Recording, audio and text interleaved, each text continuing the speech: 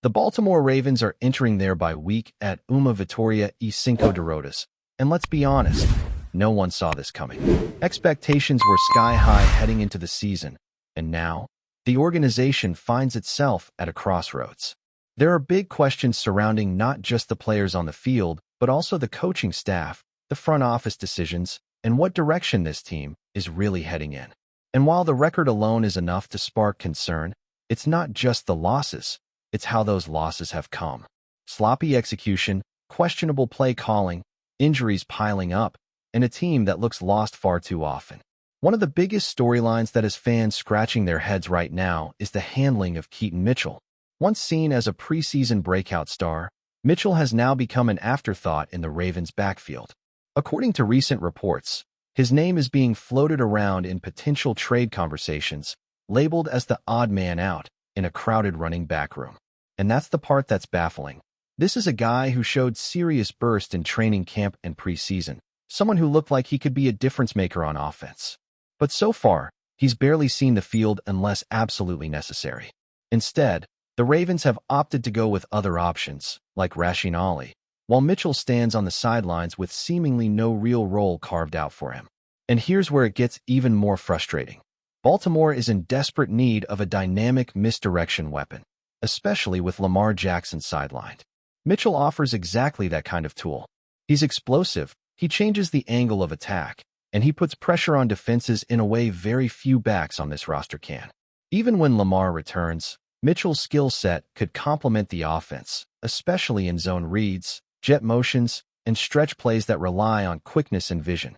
Instead, the team seems content to sit on 4 running backs, creating a roster crunch that limits flexibility elsewhere, particularly on defense where injuries are forcing players into unfamiliar roles.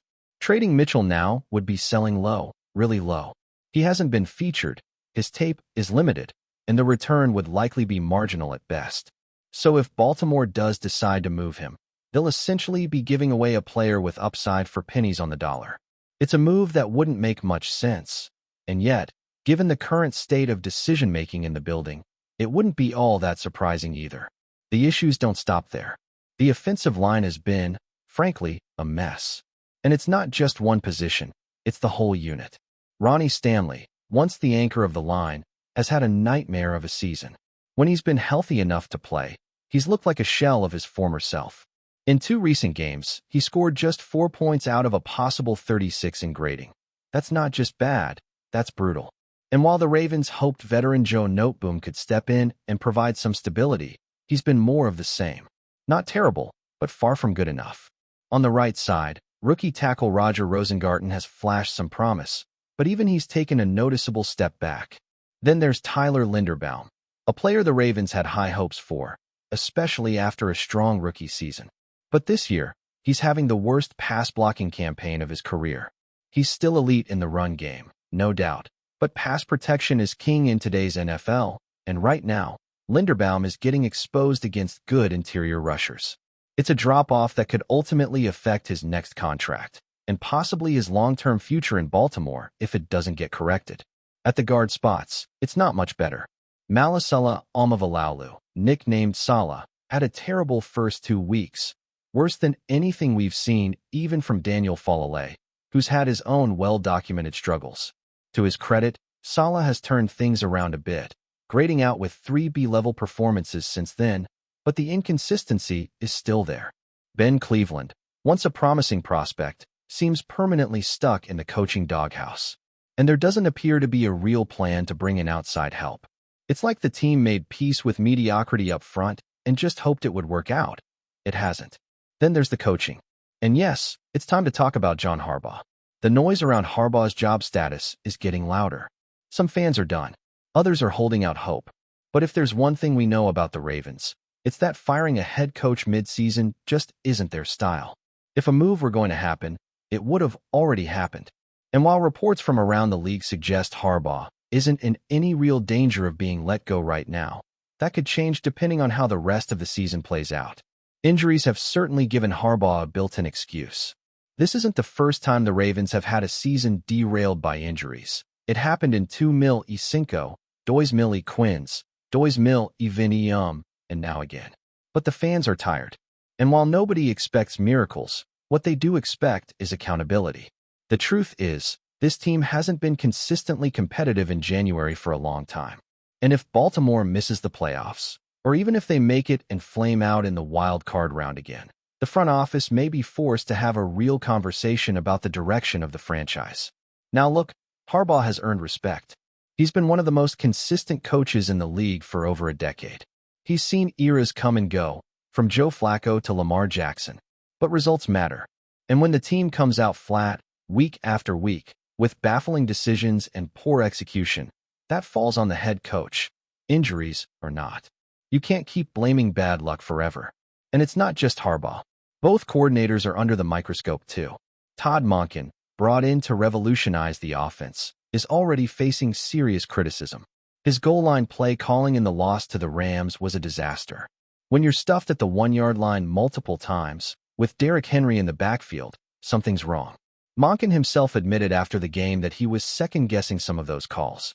And it's not hard to see why. The Rams had clearly studied the Eagles' tush-push and loaded the line with more defenders than the Ravens could handle. That situation screamed for play action, and the Ravens didn't adapt. So now, as the team enters the bye week, the pressure is mounting on every level of the organization. From the underused playmakers like Keaton Mitchell, to the crumbling offensive line, to the coaching staff's inability to adjust, everything is up for review. And if this season doesn't turn around fast, we may be looking at some major changes in Baltimore. As the Ravens limp into the bye week, there's been one small glimmer of hope. The defense, which, for the first time in weeks, actually showed signs of life. And that might have bought defensive coordinator Zach or a little more time. The Ravens had allowed over 37 points in 4 of their first 5 games, numbers that would get almost any coordinator fired in most NFL cities. But against the Rams, something finally clicked. It wasn't perfect, not by any stretch, but there were tangible changes, actual adjustments, and a sense that the defense had a plan for once. Whether that spark turns into something sustainable remains to be seen, but it at least suggests that the coaching staff isn't totally asleep at the wheel. Now, it's important to understand that these changes weren't minor. They were significant shifts that altered the way the entire defense functioned. First and foremost, the Ravens finally made a move at safety, signing Alohi Gilman and, more importantly, shifting Kyle Hamilton back into the slot full-time. That one move changed everything. Hamilton didn't play a single snap at safety against Los Angeles. He was lined up at nickel corner the entire game, and it made a huge difference. Suddenly, the Ravens had their best chess piece in a position to wreak havoc closer to the line of scrimmage, blowing up screens, disrupting routes, and helping against the run. That's the thing with Hamilton. When he's in the slot, he's a nightmare for opposing offenses. His size, range, and instincts make it nearly impossible to run simple concepts to his side. Bubble screens, quick slants, even tight end routes. All of that becomes risky business. And when you pair that with a capable back-end safety who can keep the top of the defense protected, you start to see the foundation of a functional unit. Gilman wasn't flashy, but he did his job. And sometimes that's all you need from a deep safety. Then there's the change at corner, a move that went under the radar but had major implications. The Ravens had rookie Nate Wiggins follow Davante Adams across the field. That level of trust is rare for a young player, especially against a veteran like Adams. But it shows how much the coaching staff believes in Wiggins' ability. And the results? Not perfect, but promising. Adams had a rough day, missing on a few key opportunities, but part of that came from the pressure Wiggins applied in coverage. The Ravens asked him to lock in on one of the best route runners in the league, and while he gave up a few plays, including a costly pass interference, he held his own. That kind of move opens things up for the rest of the secondary. When Wiggins follows the X-receiver, it lets Hamilton focus more on shutting down the strong side of the field, taking away intermediate routes, and squeezing passing windows. It creates a layered effect, corners pressing outside, Hamilton lurking inside, and Gilman covering the deep third. Suddenly, the defense feels organized. Suddenly, it looks like a group that understands where it's supposed to be. And that's without mentioning the changes up front. The absence of Justin Matabike has been a major blow. There's simply no replacement for his interior pressure. But instead of trying to find a one-for-one fill-in, the Ravens leaned into bulk. They went heavy, deploying Michael Pierce, Travis Jones, and Brent Urban together in combinations more frequently than we've seen in years. Two true nose tackles on the field at once. That's old school, and it worked. The result was a front that was harder to move off the ball, tougher in short yardage situations, and more physical overall. Urban, in particular, stood out as someone who might even shift to a modified outside linebacker role in early downs, given the team's lack of depth at edge rusher. With Tavius Robinson out and David Ohabo still working his way back from injury, the Ravens are thin on the edge. They're going to have to get creative, and Urban could be that piece, not for pass rushing, but for setting the edge and controlling gaps. Now, this isn't to say that everything is fixed. The numbers are still bad. The Ravens are 28th in third down defense, 29th in red zone defense, and still giving up far too many explosive plays. But for the first time in a while, it felt like the coaching staff was willing to adjust. It felt like they had finally accepted the reality of their personnel and made smart decisions based on what the roster actually is, not what they wish it was. And if there's one name to watch as this season continues, it's Malaki Starks. The rookie safety has flashed raw ability, but he's also been inconsistent, a typical rookie trajectory, especially in such a demanding position. But with Gilman now in place and Hamilton settled into the slot, the path is there for Starks to grow without being thrown to the wolves. Baltimore needs him to develop because depth at safety remains dangerously thin. Then there's the issue of pass rush. Even with the solid play from the interior line, the Ravens just aren't getting consistent pressure off the edge. Jadeveon Clowney has been serviceable, but at this point in his career, he's not someone who's going to win with speed or bend. He's more of a bully rusher, someone who plays hard but isn't blowing by tackles. Ohabo, once thought to be the future of the position, has barely been used. And honestly, it's hard to blame the staff. When he's been on the field, the production just hasn't been there. The injuries have set him back, and it's starting to look more and more like he may not be part of the long-term plan. So how do they solve that? The answer might be volume. Blitz more. Get creative with pressure packages. Use Hamilton as a blitzer. Use corner blitzes. Find ways to manufacture heat on the quarterback, because right now, rushing for isn't getting it done.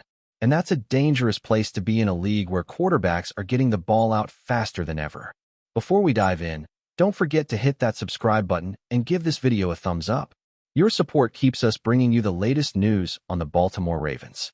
And hey, drop your take in the comments below. We want to hear from the flock. In what could be one of the most shocking turns of the NFL offseason, whispers are spreading that Saquon Barkley has abruptly parted ways with the Philadelphia Eagles and is now reportedly seen donning the purple and black of the Baltimore Ravens. Sources close to the situation, who spoke under anonymity, suggest that the star running back's departure was far from amicable, with tensions simmering behind the scenes for months. While the Eagles organization has remained tight-lipped, insiders hint that Barkley's desire for a fresh start may have collided with Philadelphia's evolving offensive strategy, prompting the sudden split. Fans in both cities are buzzing. Philadelphia supporters are reportedly stunned, many taking to social media to express disbelief at the loss of a player who has been a cornerstone of their ground game. Meanwhile, Ravens fans appear to be cautiously ecstatic, imagining the explosive possibilities of pairing Barkley with a backfield that has consistently relied on physicality and versatility. The speculation doesn't stop at simple fit. League analysts are already hypothesizing how Barkley's elite combination of speed, vision, and power could completely reshape Baltimore's offensive identity, potentially forcing defensive coordinators across the league to rethink their schemes. Adding fuel to the fire, eyewitness reports claim Barkley was spotted walking through M&T Bank Stadium with his new jersey, a move that could be interpreted as either a confident statement of intent or a calculated message to the rest of the league. The timing, coinciding with the Ravens' aggressive offseason moves, has led some pundits to speculate that this isn't just a typical free agent signing. This might be the prelude to a full-scale offensive makeover in Baltimore. Of course, with NFL rumors, nothing is ever certain. Contracts are still being negotiated behind closed doors, and league sources caution that sudden changes could occur at any moment. But for now, the buzz is undeniable. Saquon Barkley in Ravens purple? It's a storyline that could dominate headlines well into the season. And if the whispers prove true, the ripple effects may be felt from Philadelphia to the Super Bowl contenders alike. Whether it's bravado, strategy, or a little bit of both, the NFL world is watching, waiting, and wondering. Has Baltimore just pulled off the coup of the offseason? Or is this just another tantalizing tease in the league's endless carousel of drama? That's it for this update. If you enjoyed the video and want to stay in the loop with exclusive news on our Baltimore Ravens, make sure to subscribe and hit that like button. We'd love to hear what the flock thinks. Drop your thoughts in the comments. See you in the next one.